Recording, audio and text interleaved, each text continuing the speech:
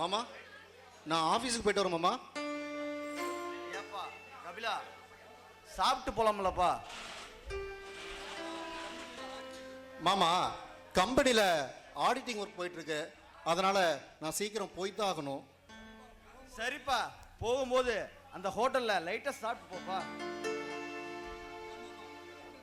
ஏன் மாமா, அண்ணா இதே மாதிரி ஹோட்டலில் சாப்பிட்றதா உடம்பு என்னத்துக்கு ஆகுறது? ஒன்றும் ஆகாது ஜனனி. ஏன்னா எனக்கு எதுவும் ஆகாமல் மேலே இருக்கிற நம்ம அப்பா அம்மா என்னை பத்திரமா பார்த்துக்குவாங்க. நீ ஒன்றும் கவலைப்படாதம்மா.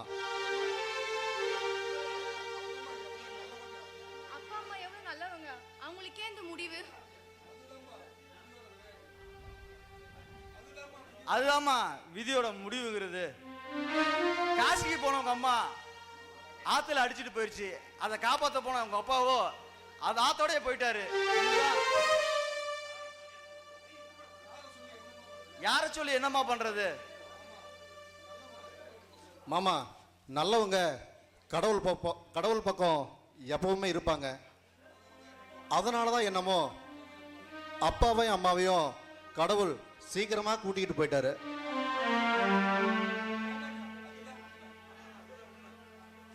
அதுதான் உண்மை மாமா. ஆமாண்ணா, அதான் உண்மை.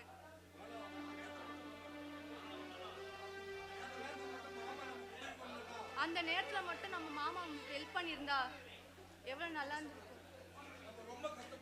நம்ம ரொம்ப கஷ்டப்பட்டிருக்கோம்.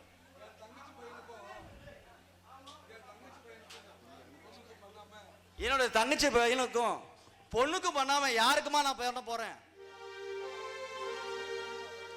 மாமா, பேசிக்கிட்டே இருந்தா டைம் தான் வேஸ்ட் ஆகுது. ஓகே மாமா, நான் கிளம்புறேன் மாமா. பார்த்து போயிட்டு வாங்கண்ணா.